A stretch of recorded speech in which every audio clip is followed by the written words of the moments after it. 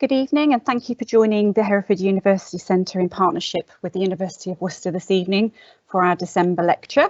This evening we welcome Colin Wood, course leader for Masters in Outdoor Education from the University of Worcester, to present his talk on exploring the role of outdoor adventure in the development of young people. We'll have an opportunity at the end for questions and answers, so if you'd like to submit your questions during the lecture, we can ask these at the end. Without further ado, I will hand you over to Colin. Welcome, Colin, and thank you for joining us this evening. Thank you very much. Thank you. And can I say first, thanks very much to Hereford University Centre for hosting this talk. Their work encouraging and supporting higher education in Herefordshire. I live in Hereford, so I'm aware of what they do. I also did my own PGCE, my own teaching qualification at Herefordshire and Ludlow College a long time ago. Night classes is a great way of studying. In this talk, I'd like to explore the importance of outdoor adventure in the development of young people. So specifically, I'd like to explore its role in a world that is increasingly characterized by virtual connectivity rather than by real life meetings. Perhaps this year, more than any other, we have all kind of realized that virtual connectivity is a pretty poor substitute for meeting other people, for community engagement or for any kind of shared endeavor. And for many of us, this year has been stressful, monotonous, and lacking in the opportunities for adventure. Now, I would argue, and I'm going to argue, that this has been more pronounced for young people, because they may well be at the stage in life for finding themselves through their exploration of the world. And they've been limited to virtual worlds and the kind of skin-deep friendships of the online world. Those of us that are older and consequently at more risk of COVID, I suppose, have many reasons to be grateful for the sacrifices that young people have made in giving up their freedom. But in this talk, I want to kind of look forward and identify the importance of getting young people to re-engage with the natural world, to explore their own boundaries, and to venture forth on unpredictable adventures in the outdoors. So that's my thesis for today. But before I get carried away, can I start with some caveats and cautions? So a lot's been written about the decline of youth. You know, people have talked about the snowflake generation or cotton wool culture. And these are ways of suggesting that young people today are less resilient than previous generations. They're unprepared for adult life. They're some way inferior to what we were when we were their age. We'll explore this in a moment, but it is worth noting that there's nothing new in older people bemoaning the decline of youth. As far back as there's writing, we find older people complaining that younger people are going soft. Aristotle wrote in the 4th century, Horace in the 1st century, and across time and around the world, we get the recurrent theme that the recent generation is less impressive than the preceding ones. I think, you know, if we were to look at cave paintings and know, you know, and be able to understand them better, we'd probably find some of the original cave artists drawing mocking illustrations of young people as lazy, lacking resilient, lacking skills. My second caveat before I start is that there is nothing really new in the idea that outdoor adventure has a positive role in developing young people. Anthropologists have talked about rites of passage around the world. Those might be vision quests, walkabouts in Australia, sacred hunts, or the Celtic traditions of the quest. And all of those ideas of rites of passage go back into prehistory. And it's about a step towards adulthood that goes through 3 phases: separation, liminality, and incorporation. And again, we can look at adventures in the same kind of way, that the first step into any adventure is separating yourself from friends and family, and heading outwards. That stage of liminality, the state of being between the outside of safe ground in an area where you can rewrite the rules, you can restructure yourself, I think is key to all adventures. And then there's the final phase, which is reincorporation. And in a rite of passage, that would classically be where the person is then accepted back into society with a new role, a new status that they can that they're then accepted by the community. So as I say, those two caveats there. One is that I don't want this to be a way of looking at young people and seeing that they need to be more developed. Young people are the same generation to generation as far as I'm concerned. And secondly, I'm not proposing anything radically different. People have since the beginning of time, people have been going out and adventuring and changing their lives through that.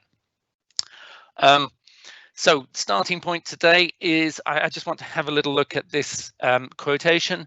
A young teacher, Colin Wood, in the early 60s, accompanied a group of people to Arctic Norway and observed the way that they responded to the challenge, to the harsh environment.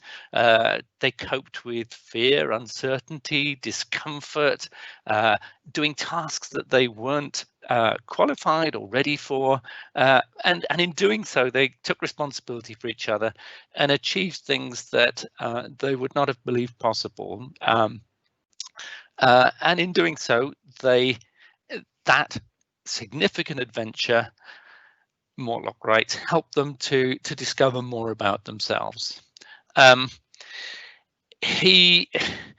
Mortlock was certainly not the first person to propose a link between the outdoor adventure and development of young people, but I think it does nicely encapsulate the ideas that adventure is not a jolly trip.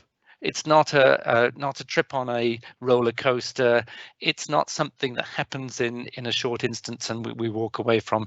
It's something that includes unpleasantness, includes challenge, includes emotional ups and downs, and requires degrees of resilience and strength of character and adaptability to get through.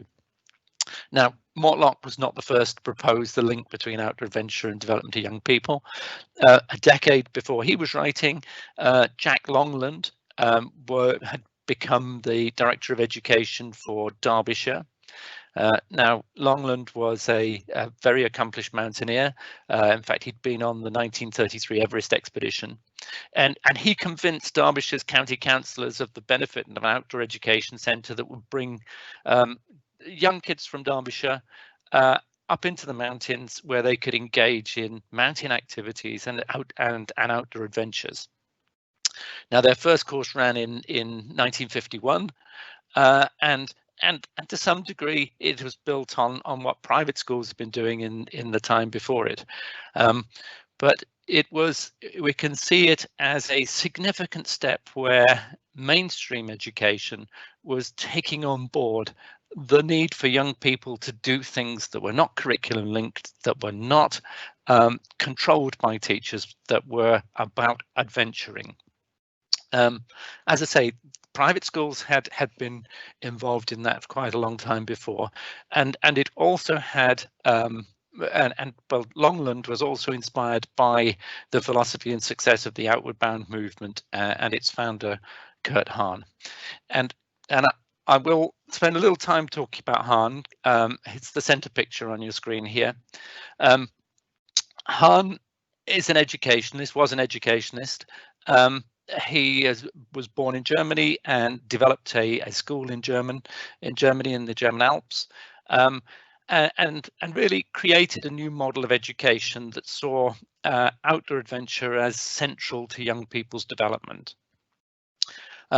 He left Germany prior to the beginning of the Second World War and took up work in Scotland, and he is really one of those polymaths that you would normally associate with the 19th century. His legacy includes, and don't we wish we all had a legacy like this, founding the Outward Bound movement, setting up the Duke of Edinburgh scheme, creating the Round Square schools, the United World Colleges, and his ideas underpin the International Baccalaureate that, of course, is one of the major educational frameworks around the world. He's also seen as the inspiration for much of modern outdoor education as well. Now his writings nowadays look very dated, and they have an uncomfortable emphasis on morality, and certainly he was influenced very much by ideas of muscular Christianity. But what Hahn was writing about is how we need to have 4 antidotes for the declines of young people. We need to encourage young people to get fit, to do expeditions, to be involved with projects, and to volunteer their time to rescue services. And he saw that these were a way of countering the declines of young people. Now he lists these declines, and as I say, they do all feel a little dated. The decline of fitness, the decline of initiative and enterprise, the decline of memory and imagination, the decline of skill and care, decline of self-discipline, the decline of compassion, and really what he was alluding to is that young people were increasingly becoming spectators in society. They were being schooled rather than learning. They were being moved around rather than moving for themselves, that actually they didn't need to do very much for themselves in terms of craftsmanship because the mechanized world was doing things for them. They didn't even have to maintain self-discipline because in a world of medications, there were ever-present availability of stimulants and tranquilizers to affect mood. So, Hahn was advocating that actually we needed to make a radical social change, or rather societal change, to look at getting young people into adventurous activities so that they would become more and better members of society and more role of contribution. So Hahn, I think, is a key figure in saying actually outdoor adventure has a key role in the development of young people, and young people have a key role in the development of society. Those ideas are to some degree echoed by John Dewey. John Dewey wasn't writing about outdoor adventure, but is really one of the key points for liberal education. And what Dewey was suggesting very strongly is that genuine learning comes through experience. If we abstract children from the real world and we educate them inside classrooms, away from real life situations, not give them opportunities to experiment and try things out, that what we will end up doing is producing learners who know stuff but can't do anything. So he was focused on very much on the development of the individual as a contributing member of society, and wrote about the role of education in democracy, and very much saw that the ability for young people to understand reality, understand the world around us, affects how they grow up as adults and how they contribute. The final figure on here, the top one, who I'm sure you've recognised, is Robert Baden-Powell. Baden-Powell introduced a book, wrote a book called Scouting for Boys in 1908, and inspired a movement amongst young people to get out and explore an adventure, to work together in groups, to go on expeditions and camps, to learn skills of what we would call bushcraft nowadays. But his ideas are underpinned throughout with the idea that life should be an adventure. Life should be an enjoyable and challenging exploration of everything that's around you. And second to that, that it isn't just a matter of going out and having fun, it should also be about service to others. And so Baden-Powell's ideas, which of course underpin the Scout movement, have again brought into focus, have brought on into, oh dear, sorry, are we not getting my slides coming past?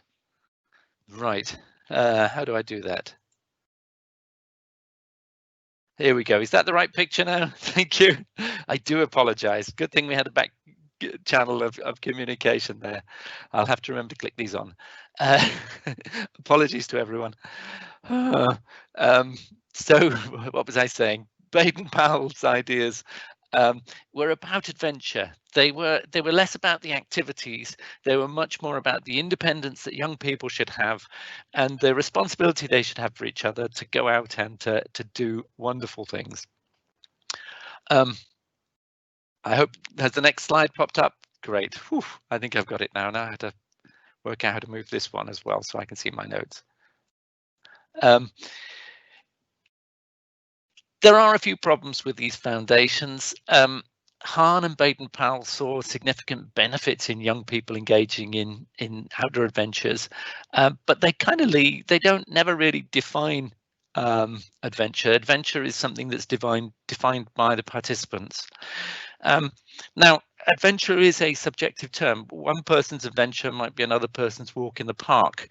And classically, we suggest that an adventure needs to have some element of high endeavor, needs to have a purpose to it, needs to require some element of commitment, needs also to have an uncertainty of outcome, probably will include some element of suffering, and almost certainly will have some engagement with the environment or the society around.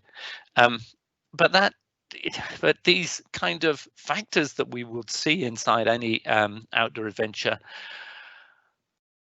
leaves the question, really, who defines it? You know, one could equally say that there are plenty of things that have high endeavor, commitment, uncertainty of outcome, suffering, and engagement with the environment that are unacceptable, reckless, or socially negative.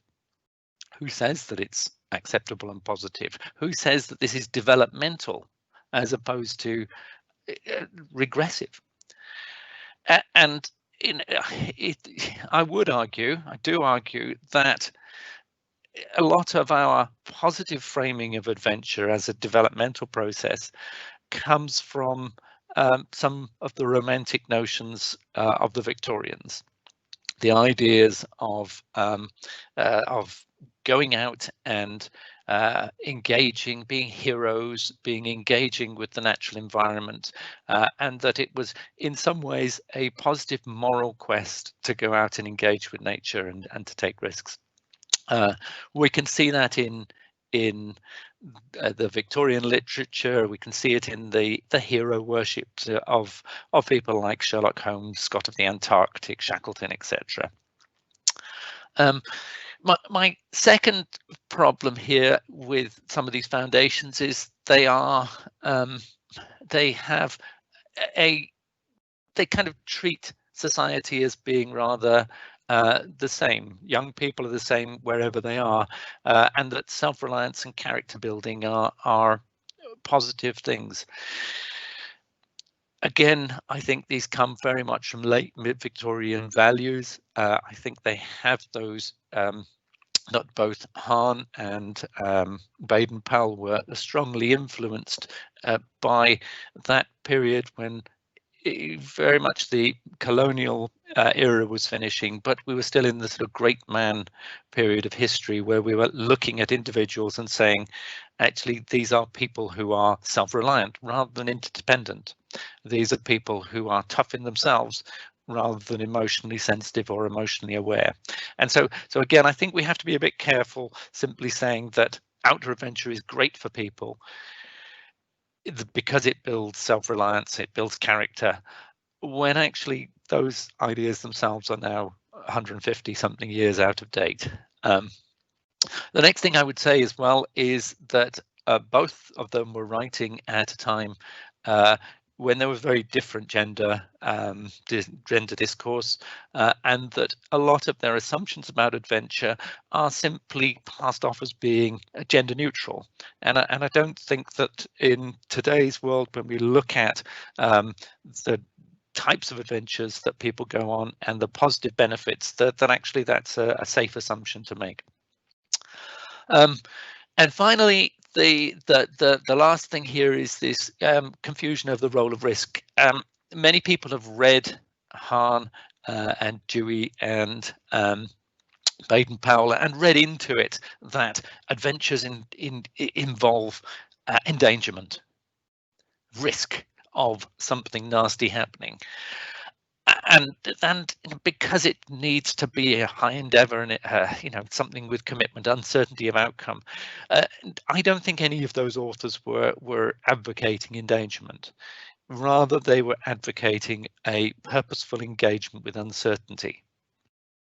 And as I mentioned earlier on, that liminal state between the safe territory of home and the future of where one would like to be.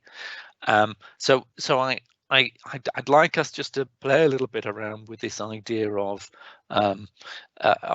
uncertainty as the principle that sits behind going out to do outdoor adventurous activities. We're not going out for the thrills. We're going out to be in a location which is uncertain,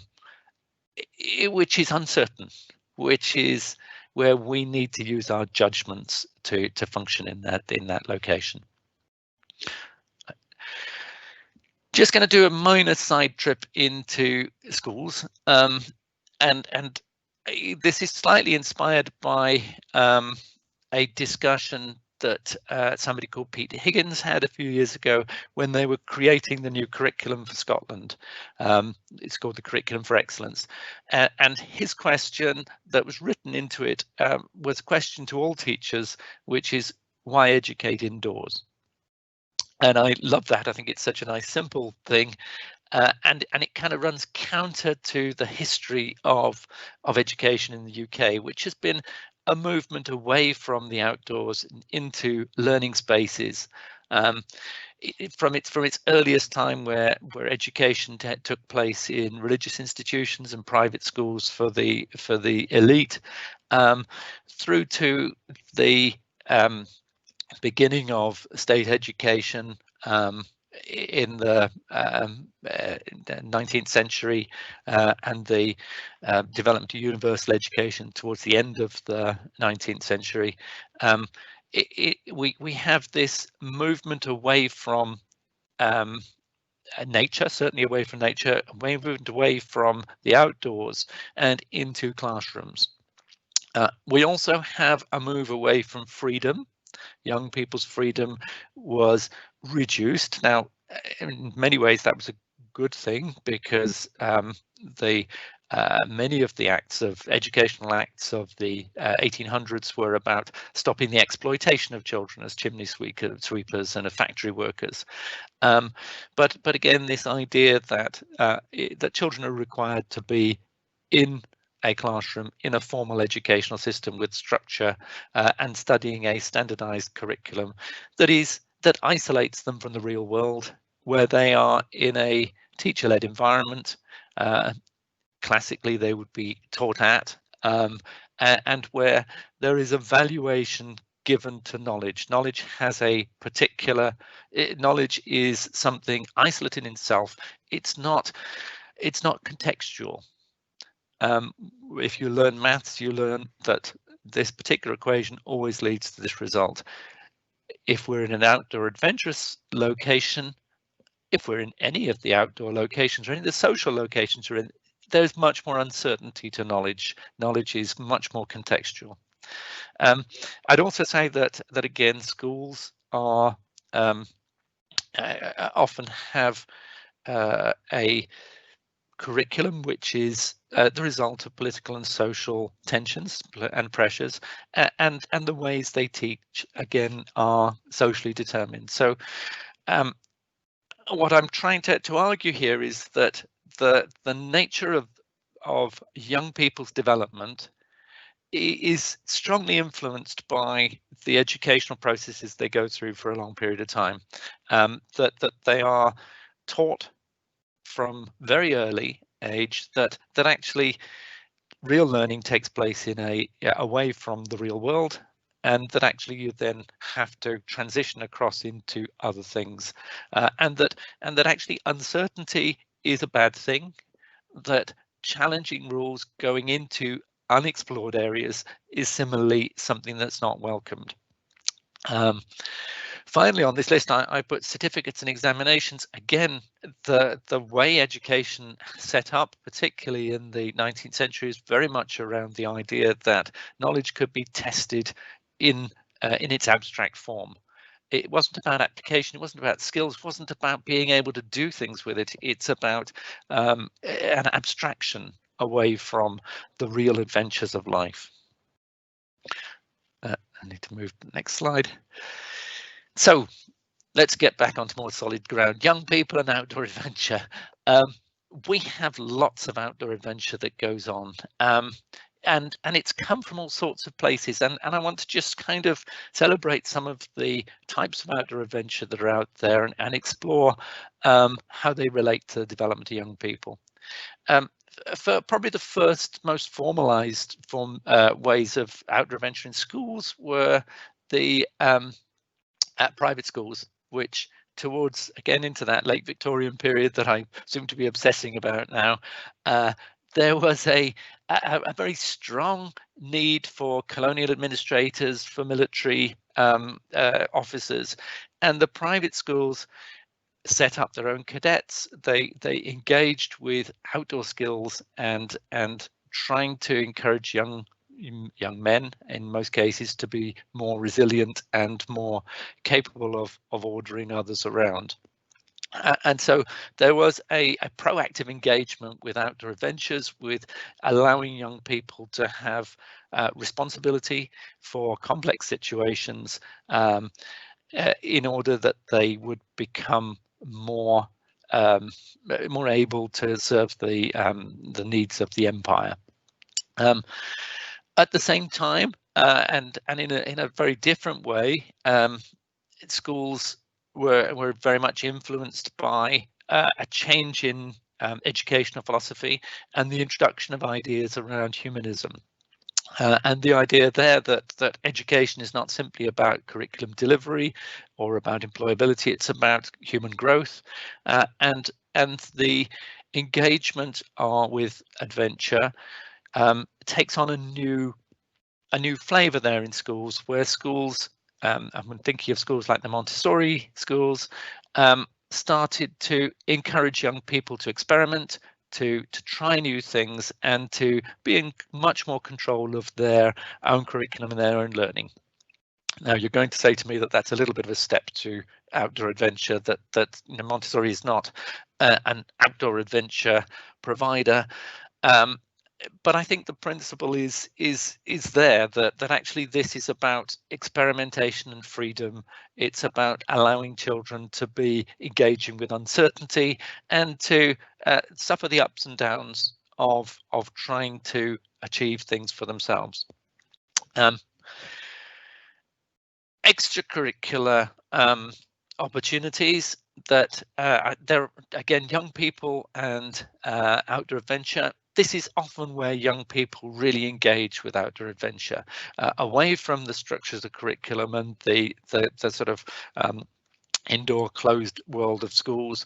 The Duke of Edinburgh scheme, as mentioned earlier, created by Kurt Hahn, the Scouts, the Guides, clubs and societies.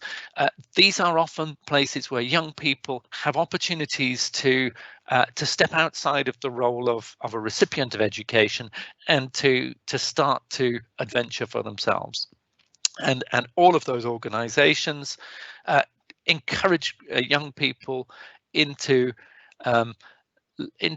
projects that are of a long period of time, where they have to develop commitment, they have to find ways of working with other people, they have to deal with uncertainty, and they have to deal with the emotional difficulties of being with other people and outside of their comfort zones. I think, and I am pleased to say that all of those schemes continue as a powerful way that young people can engage with adventure. The local education authority centres, sadly, we've had a major reduction in the number of those in the last 20 years, but in the 60s we had an expansion of the idea of schooling alongside those humanistic principles to include opportunities for young people, particularly those from urban environments, those for the most disadvantaged areas, to get out of those disadvantaged areas and to be able to adventure in the wilder areas of the UK. And so we had a whole string of local education authority centres which provided outdoor adventure challenges with a structure, with some form of curriculum links, but as opportunities for young people to grow outside of the constraints of school and outside of the relationships that exist within school. The 1970s onwards saw an expansion of the private sector versions of those, so activity providers, an encouragement with school trips and adventure holidays, and that process was increased as schools increasingly got budget for their own, got to control their own budgets to decide where they wanted to take young people away. But most schools nowadays engage in some forms of outdoor adventure with at least some year groups that they take away, and it's often through the adventure holiday or the school trips to adventurous places. What do those do in terms of development? Well, it is difficult. They certainly, the shorter trips to activity providers, the shorter school trips, they don't have the characteristics one would expect from an outdoor adventure. There's certainly not the level of commitment that's required, or the engagement with a higher purpose. However, again, they are often significant adventures, particularly where you've got young people from very sheltered backgrounds or from areas of deprivation where they may not have engaged with these kinds of experiences before. We've also got adventure in the national curriculum. The outdoor adventurous activities fit a little bit in there. It's often seen, though, as enrichment. It's seen as a way of supporting the delivery of curriculum through giving young people chances to take on board elements of it and to use those in their and to engage in outdoor adventurous activities that support curriculum, but actually give them a more deep and meaningful experience. It's very much along the lines of John Dewey's ideas that experience must underpin most learning. More recently, we've had an emphasis on co-curricular learning, and co-curricular learning is learning outside the classroom. So we have a big campaign around that, and forest schools. Again, I have some minor concerns there about how adventurous some of these are. Often they are, again, either ways of enriching curriculum or of helping young people to get used to being outdoors. But certainly for many young people, they are the high point of their primary education is to do forest schools. It is an exciting opportunity for them to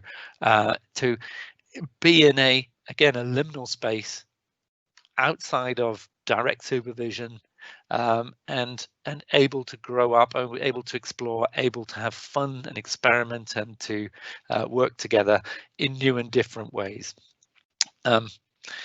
And finally, young people have always been and always will be independent. People find their own way to adventure. Now, as I say, this year, I think most young people's adventures have been limited to virtual adventures, which is deeply sad. But they will always seek some form of adventure. They will seek to look for opportunities to step outside of direct supervision, to find things that they engage with and that challenge them and that excite them. And so I think, again, as we move out of this period of endless lockdowns, that hopefully we will that young people will step back from that virtual world and see the glories of being in the outdoors again. Okay, has the next slide popped up? Lovely. I've got the hang of this now. I said on the notes that I sent round that I would try and just run through some of the evidence of impact. I'm sorry to say the evidence of impact is all very partial. Yes, so there are a number of research findings that explore maturity, stages of life, some of the ideas of rites of passage. Most of the research there is very individualized. It's case studies, and it tends to find that yes, people going away on adventures when they come back feel different. They feel more prepared for the world that they return to. So I think there is a body of research there. It's not a deepened really persuasive body of research because, as I say, it is based on case studies and individuals tend to be very different. Rather more reliable is the research on social connectedness and suggesting again that people who have been away on outdoor adventurous activities, who've been with other people there, come back with stronger feelings of connection to those people, but also to society beyond that. And there's work around social capital and socialization, etc., that regularly finds evidence of impact from outdoor adventures. Sorry. More tricky, the very much the American research focus in the last decade has been around psychological development of individuals through outdoor adventure. And a lot of that is focused on measuring the psychological changes in resilience that come from being in the outdoors.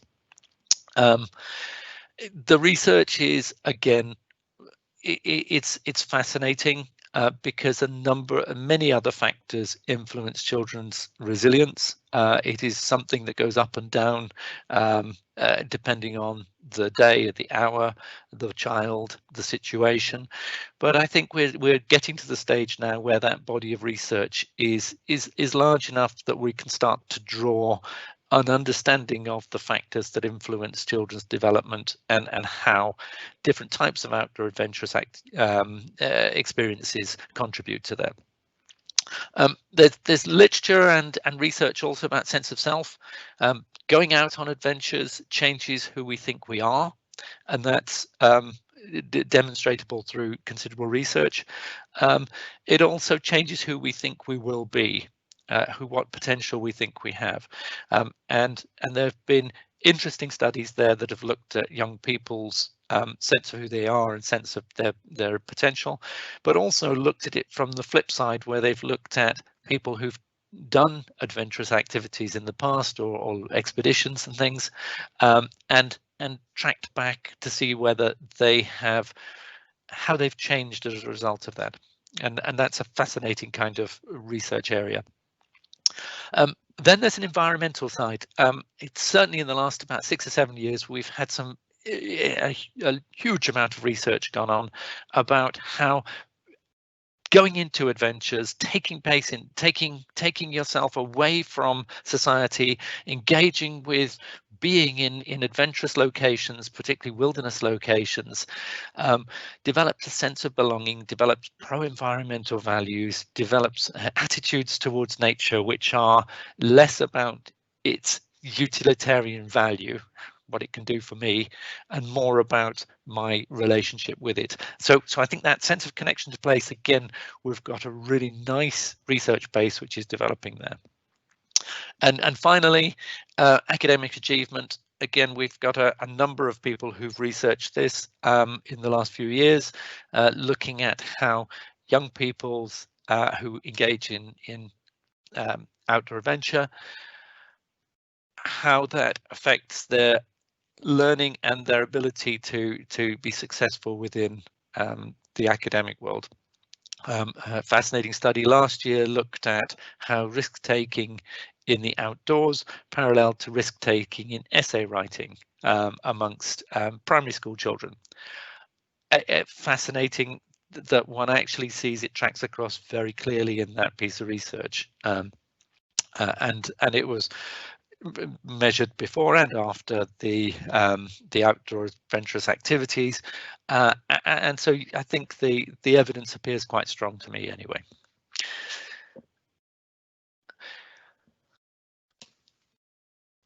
I think the area of theory that I'm most drawn to is the idea of consequential challenges. That actually, when we go out and we take part in outdoor adventure, or a young person does, that actually they are taking responsibility for the outcome of that adventure. They are accepting their own personal responsibility for whether they succeed or not, whether for the ups and downs of it, for the way they undertake it. And I think that link with consequentiality, again, in the type of world we live in now, where where there's a reset button to most games and you can start again, where actually, well, you can often get bailed out of problems by asking for help from someone else, or someone who's organising the electronic media. That the tendency to blame other people or blame the situation for the outcomes, if we're in a real outdoor adventure, that's not the case. You know, if you get caught in the rain halfway up a mountain, it's not the rain's fault. It's your responsibility to know about the weather, to work out what's appropriate for, and if you decide to turn around, that's your decision. If you decide to head on, that's your decision, and the responsibility for those decisions lies with you. And this is why this type of education, this type of learning is so valuable, because young people need to be able to make the connection between decision and responsibility. And if they don't make that, if they think that make a decision is actually something that is just, it doesn't matter, that ultimately will either be bailed out or it will make no difference, that's going forwards into society, that's a really difficult lesson to have learned. And again, I think in our digital world, where often we can reset things, where often we can ignore people electronically, or we can friend people we may not know, and all of these elements, that often the consequence of our decisions are not there for us to see, and we don't understand those. Now, if you're up on a mountain and you argue with the person who's carrying the food, the consequences are quite clear if they storm off with all your food or with half the tent. So I think there's this element of consequentiality is really key.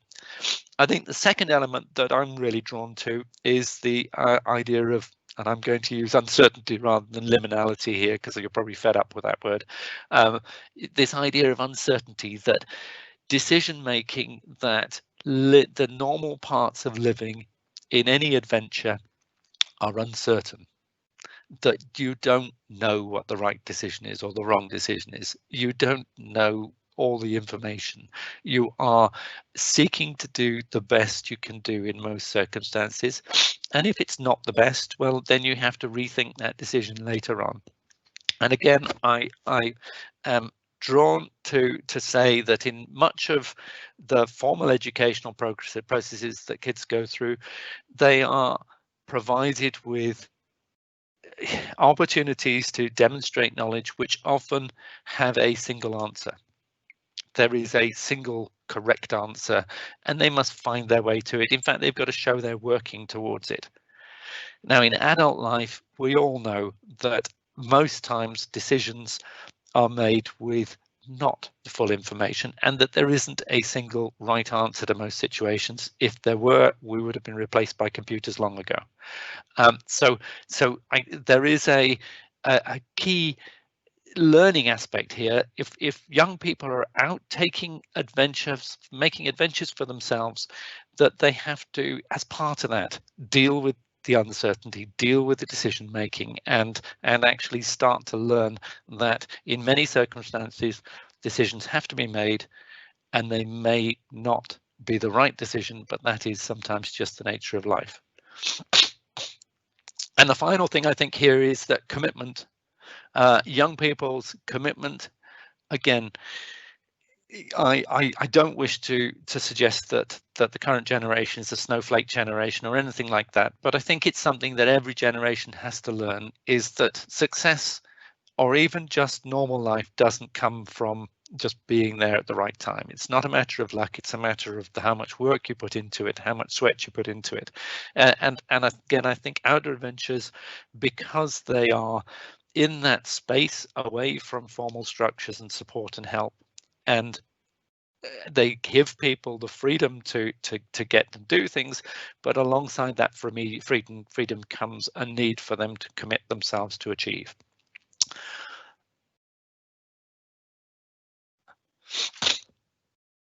Now,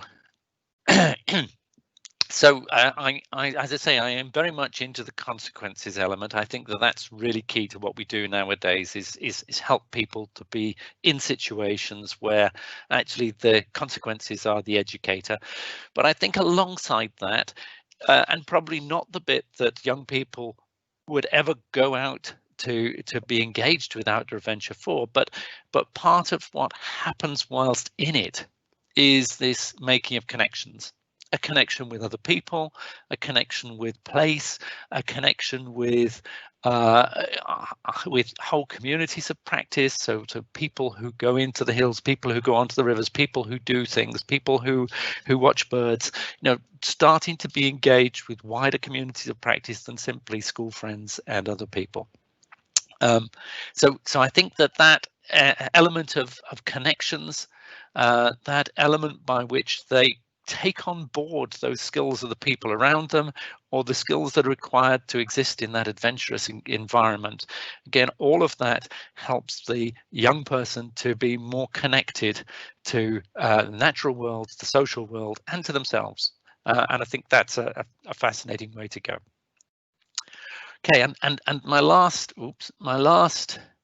thought here again is that some of those connections to nature and to environment have really, they go beyond just simply having connections, and they move into things that are good for our planet, good for us as well. So again, I think if we encourage people to be moving away from the virtual world and into the outdoor adventurous world, that there are pro-environmental values that will influence the rest of the world, influence the future. Pro-environmental behaviors that will influence them, and this what is called an ethic of care, learning to take care of the locations and places and the environment around us, so that actually, instead of seeing it as a utilitarian tool to use, this is a nice place to play, they see it as somewhere, this is a nice place to play and I want to keep it nice, so that not only can I play with it, but someone in the future. So that ethic of care, I think again, is something that doesn't always derive from outdoor adventure, but it's something that outdoor adventure can help to develop. So where do we go as a final thought here? Where do we go? I think as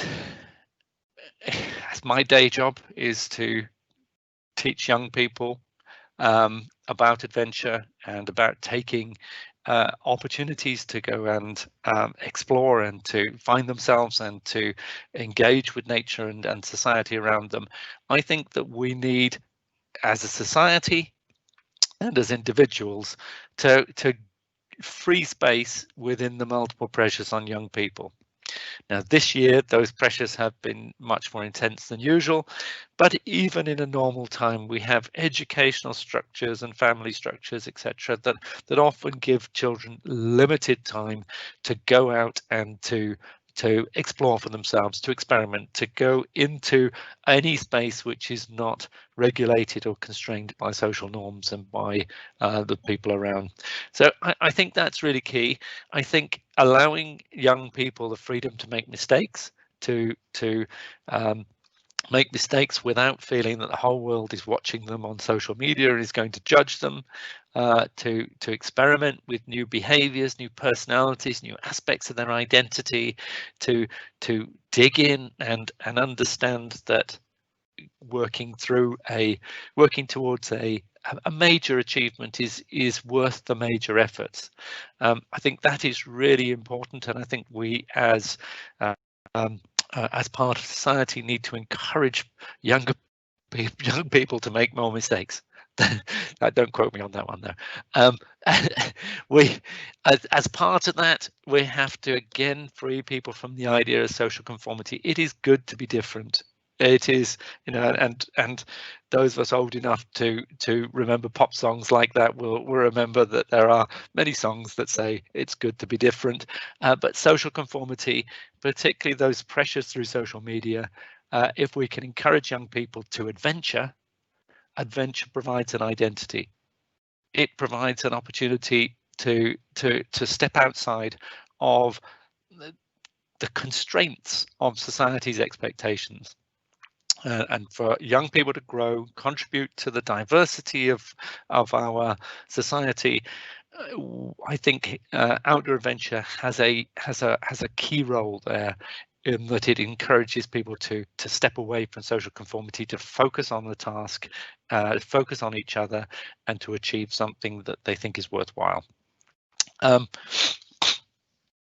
Many of my colleagues will not like me putting in this next one: freedom from the ever-present electronic safety net. And of course, I've got my electronic safety net here as well. The mobile phone, the call for help from almost anywhere. Again, the idea that an adventure really requires you to be resilient and to be self-reliant. I think that still holds true, and I think we need to be encouraging or enabling generations, current generation and generations to come, to be comfortable with or without their safety net. No, I'm not saying we should take phones off. We should ban young people under a certain age from having phones, but we should also be careful that they don't become an addictive requirement, that they aren't simply a way of never allowing young people responsibility or freedom. And finally, last thing, freedom from utilitarian expectations of benefit. Life is for living. Adventure is about enjoyment and about exploration and about self-discovery, but it's not about naturally gaining anything from it. Again, when I come back from somewhere pleasantly adventurous, I don't really expect to put up pictures somewhere and have somebody put smiley faces on it or thumbs up to it. I think that adventures are a very personal,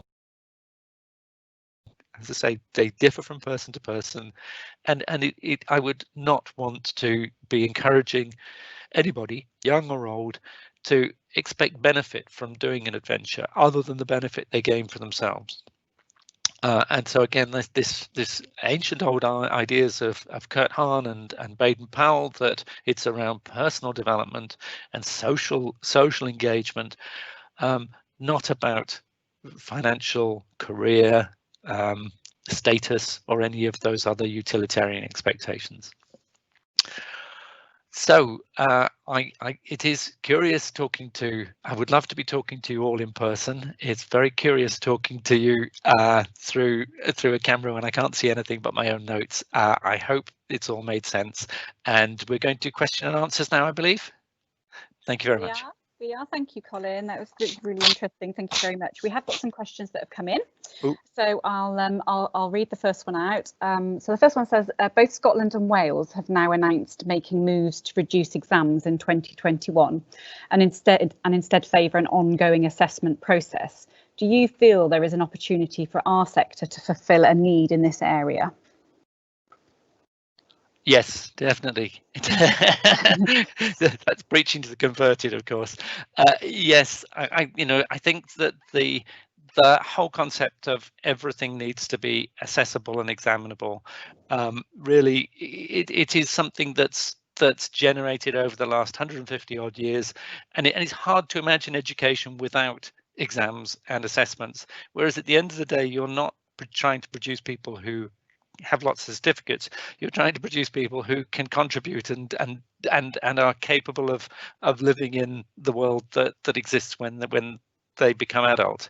And so, yes, if we can get some of education focused around preparing people for the difficulties of life, for the wonderful bits of life, rather than just testing their knowledge base, that would be fantastic. So yes, please work towards that, folks. Thank you. I've got another question for you here. And do you think that the high levels of risk mitigation paperwork and a culture of risk aversion means that we are denying young people the opportunity to experience the freedom and full enjoyment of getting outdoors? Are we offering a sterile adventure that is so controlled they don't have a chance to fully explore? Yes and no. I agree with both sides of that argument. I think endangerment of children is not something that I would ever put my hand up and say this is a good thing.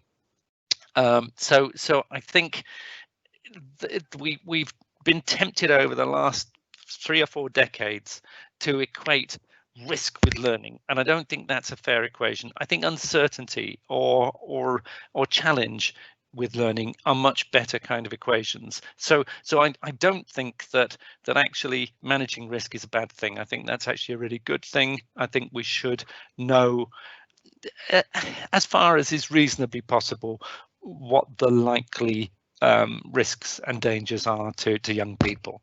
On the flip side to that, I think that if people are constrained from going outdoors because they're scared of taking people outdoors, I think that is deeply, deeply morally wrong and deeply educationally just so inappropriate that yes, those systems need to be rejigged, reworked, and those teachers and staff and adults and parents need to be educated and helped to understand that uncertainty, wild spaces, adventure, enjoyable engagement with some minor forms of risk are not educationally wrong. They're educational positives, and that they warrant a little bit of paperwork, a little bit of forethought, and they warrant the occasional bruised knee or broken leg.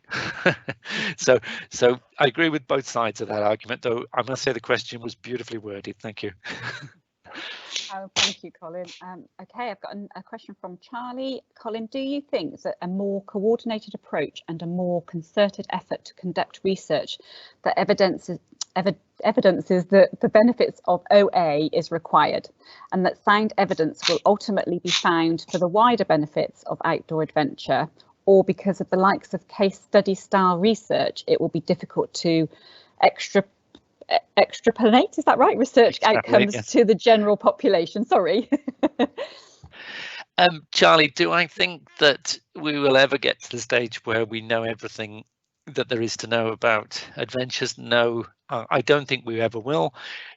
Do I think it's useful finding out more about it? Absolutely. One of the biggest problems at the moment is that we all tend to go at it different ways. So researchers look at different aspects of it, which is wonderful.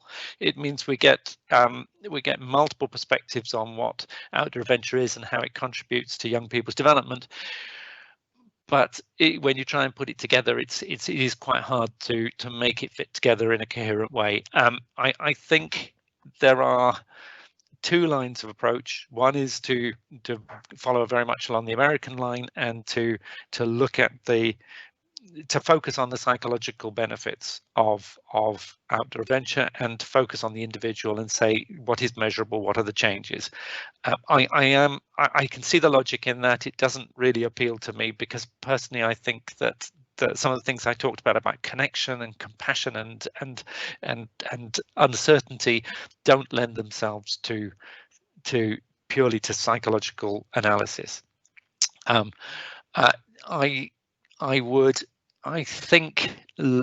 like the idea that we can still approach things in different directions.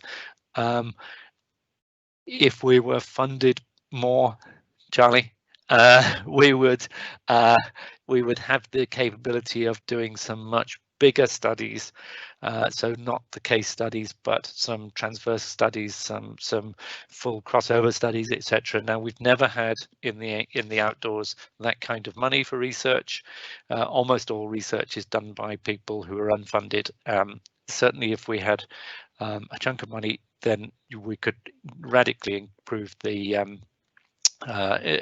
evidence base in a fairly short period of time. So that is what it is. Thank you very much. And we've got a question from Dan, and who says, how will outdoor education centres survive if coronavirus continues to cause problems through 2021? Oh, crystal ball. I don't know. I think that's a horrible question. They have suffered a huge amount this year. Still closed. Still not allowed to open. We've had staff who've been furloughed for long periods of time, whose careers are going nowhere, their incomes are going nowhere, their bills are going up. The outdoor centres, whether they're charity or private or state, again, you can't. Nothing survives if it's empty for too long. I hope and trust that we start getting young people re-engaged with the outdoors and we get them back into residentials. I think that, you know, particularly after coronavirus and this period of, you know, lockdown and isolation for young people, that getting them into wild spaces in groups with friends, I think it's got to be the stage of curing some of those long-term sociological and psychological issues that are no doubt sitting out there with young people nowadays. Absolutely, thank you. I've got a question from Alana. At what age do you feel? At what age do you feel you can introduce outdoor adventure, and what has been your findings in the research? Alana has put that she works with small children in nature-based therapy and wondering if in fact I am creating an outdoor adventure in their minds. You are, of course you are. And I think if you look at some of Sue Waite's work, looking at preschool age, some of the adventures that young people are having there, yes, in controlled environments, and yes, with, you know, safeguards to make sure that they're not endangered by doing it. I think some of that is the most wonderful work that's going out there at the moment. So all power to you. Evidence-wise, there's a growing research base. Again, I think that Sue Waite down in Plymouth has really done a fantastic job of coordinating and drawing together the work around the bottom end of primary and of pre-primary, and I think that if there is an area with a good evidence base, that's it at the moment. Okay, great, thank you. What, if any, are the benefits of using outdoor education to manage challenging behaviours? Outdoor education or outdoor adventure? Well, outdoor. Well, it says outdoor education. Oh, okay. Challenging behaviours. Yes, there are. Fantastic, lovely question. Another lovely question, and it is a wonderful issue, because, you know, yes, there are lots and lots of organisations that you know, that take kids who are not functioning well, not responding well to formal education, and take them into situations where actually they have a bit more freedom. They can kick their heels a bit more, they can discover themselves a bit more, and actually that is a way of getting them re-engaged with themselves, with learning, with their place in society, and it's a starting point for change. What I would say is that what I wouldn't want to see is outdoor adventure or outdoor education being used for behaviour change. That the punishment and reward use of the outdoors, that the boot camp kind of social isolation, punishment through putting people together who are socially opposite to each other, so they sort of at least psychologically fight things out. There are sides to the behaviour management which I'm not comfortable with. I mean, I can't speak for other colleagues in that area, but I do think that the opportunity for young kids who are finding school difficult and they don't have the opportunities for self-expression, for to find their own challenge in life. I think that is an area where we have in the outdoors got a fantastic opportunities to make change to young people's lives. Yeah. Brilliant. Thank you very much, Colin. And that's all the questions. If anybody does have any other questions that they would like to ask and haven't published them, if you'd like to email the Student Hub email address where you registered, we could pass these on to Colin to answer at a later date.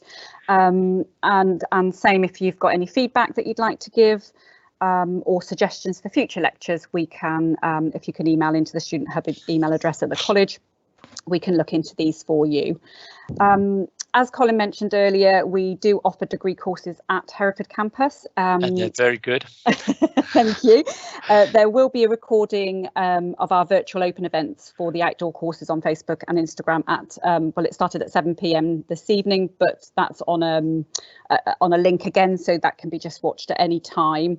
Or alternatively, you can browse all of our degree courses offered at the Hereford Ludlow and North Shropshire College on our website or on the college YouTube channel, along with past virtual lectures that we've held since September. Once again, I'd just like to thank Colin for joining us this evening. Thank you very much. Our next lecture is in February, which we will be publishing after Christmas now. And I'd just like to say good evening. Thank you for joining us and Merry Christmas. Thank you very much. Merry Christmas all.